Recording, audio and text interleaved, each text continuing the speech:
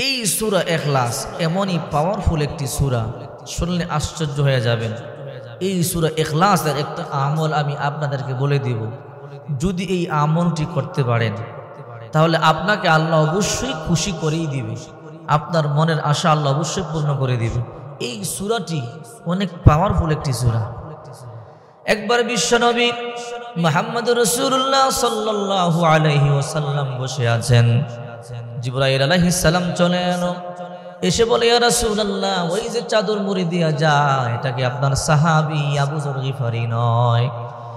আল্লাহর হাবিব বলেন, হ্যাঁ জিবরাইল, আমার সাহাবী আবু যর গিফারিকে তুমি কেমনে চিনো? বলে, আমি শুধু চিনি তা নয়, আকাশে যত ফেরেশতা আছে গো নবী, আপনার সাহাবী আবু যর গিফারিকে চিনে। বলে, কি কারণে চেনে? হ্যাঁ নবী, আবু যর গিফারির মধ্যে দুইটা গুণ আছে, যেই দুইটা গুণ আপনার সমস্ত সাহাবীদের মধ্যে নাই, এই জন্য আবু যর গিফারিকে চিনেন। এক নাম্বার গুণ হলো লিসিগরিহি আলা নাফসিহি।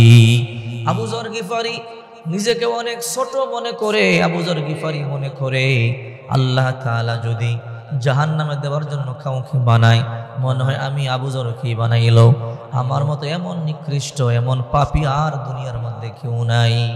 দুই নাম্বার লিকাসরাতি তিলাওয়াতি সূরাতুল ইখলাস। আবু যর গিফারি এত বেশি বেশি সূরা ইখলাস তেলাওয়াত করে, যার আমলনামার মধ্যে এত বেশি সূরা ইখলাসের সওয়াব আছে, জওয়ান্ন সাহাবীদের আমলনামার মধ্যে এত সওয়াব নাই।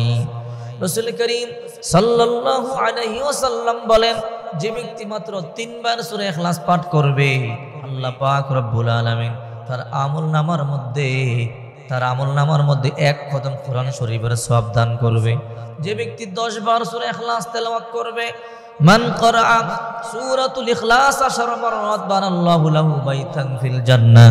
যে ব্যক্তি মাত্র 10 বার সূরা ইখলাস তেলাওয়াত করবে, আল্লাহ পাক রব্বুল আলামিন তার আমলনামার মধ্যে বিশাল বড় একটা বালাখানা জান্নাতে তৈরি করবে তার নামে।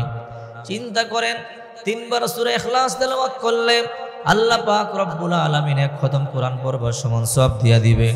2 নাম্বার 10 বার সূরা ইখলাস তেলাওয়াত করলে আল্লাহ পাক রব্বুল আলামিন জান্নাতের মধ্যে একটা বালাখানা তৈরি করবে। আর যে ব্যক্তি দৈনিক 200 বার 100 বার সূরা ইখলাস তেলাওয়াত করবে, আল্লাহ জান্নাতে তার জন্য বিশাল বড় 10টা বালাখানা তৈরি করবে 100 বার। আর কেউ যদি 500 বার তেলাওয়াত করে, তার জন্য আল্লাহ পাক রব্বুল আলামিন জান্নাতের মধ্যে 50টা বালাখানা তৈরি করবে।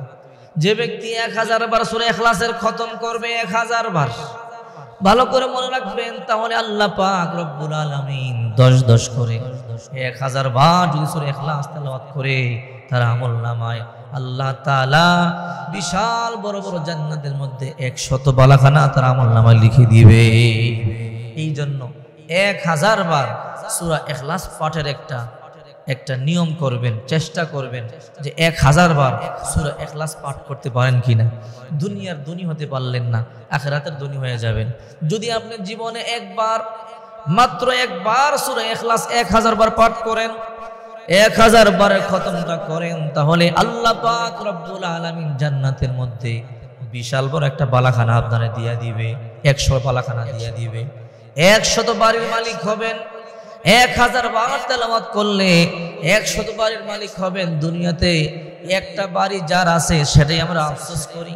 যদি তার মতো 5 তলা একটা বিল্ডিং করতে পারতাম, তার মতো 10 তলা একটা বিল্ডিং করতে পারতাম। আর যদি আপনি দৈনিক 1000 বার সূরা ইখলাস তেলাওয়াত করেন, আল্লাহ জান্নাতের মধ্যে বিশাল বড় বড় 100টা বালাখানা আপনাকে আল্লাহ দিয়া দিবে, আখিরাতের ধনী হয়ে যাবে। আর সূরা ইখলাস আল্লাহর সাথে, এই সূরা ইখলাসের একটা কি আছে, আল্লাহর সাথে একটা সম্পর্ক আছে, গভীর সম্পর্ক। কোন ব্যক্তি যদি সূরা ইখলাসের আমল করে দোয়া করে, আল্লাহ তার দোয়া কবুল করে। রাসূল করিম সাল্লাল্লাহু আলাইহি ওয়াসাল্লাম একজন ইমাম নিয়োগ করলেন মসজিদে কুবার জন্য। ওই ইমাম সাহেব প্রতি রাকাতে শুধু সূরা ইখলাস তেলাওয়াত করে। তখন মুসল্লিরা এসে বিশ্বনবী মুহাম্মদ রাসূলুল্লাহ সাল্লাল্লাহু আলাইহি ওয়াসাল্লামের কাছে বিচার দিলেন। ওগো নবীজি, এমন ইমাম দিলেন, ওই ইমাম প্রতি রাকাতে সূরা ইখলাস পাঠ করে। আল্লাহর হাবিব বললেন তাকে ডেকে নিয়ে আসেন। ওই সাহাবী আসার পরে আল্লাহর হাবিব বললেন, তুমি নাকি প্রতি রাকাতে সূরা ইখলাস পাঠ করো? বলে নবীজি হ্যাঁ। বলে কেন? বলে নবীজি, এই সূরা পাঠ আমার কাছে বড় ভালো লাগে। এই সূরার মধ্যে আমার রবের পরিচয় আছে। এই সূরা কম পড়লে আমার কলিজা ঠান্ডা হয় না, এই জন্য প্রতি রাকাতে আমি এই সূরা তেলাওয়াত করি। এই সূরাকে আমি বড় মুহাব্বত করি। আল্লাহর হাবিব বলেন, এ সাহাবী, এই মুহাব্বত, এই সূরার মুহাব্বত তোমাকে জান্নাত পর্যন্ত পৌঁছে দিবে। সূরা ইখলাস সাধারণ কথা নয়। এই জন্য মা বোনদেরকে বলবো, রমজান মাস চেষ্টা করবেন এই 1000 বার সূরা ইখলাস খতম করবার। জীবনে আর কিছু আমল করতে পারেন আর না পারেন, সূরা ইখলাসের 1000 বার একটা খতম করবেন, তাহলে জান্নাতে আপনি 100 বালাখানা পেয়ে যাবেন। তাহলে জান্নাতের ধনী হয়ে যাবেন, 1000 বারের মালিক হয়ে যাবেন। আপনার মতো ধনী আর কে আছে? আপনার মতো কপাল ভালো আর কে আছে? এই জন্য মা বোনদেরকে বলবো, অবশ্যই 1000 বার জীবনে একবার হলেই খতমটা করবেন। 1000 বার সূরা ইখলাস পাঠ করবেন। আল্লাহ পাক রব্বুল আলামিন 10 বার করে পড়লে যদি একটা বালাখানা দেয়, 1000 বার পাঠ করলে 100 বালাখানা দিবে। আপনার কপাল খুলবে, আপনি আখিরাতের ধনী হয়ে যাবেন।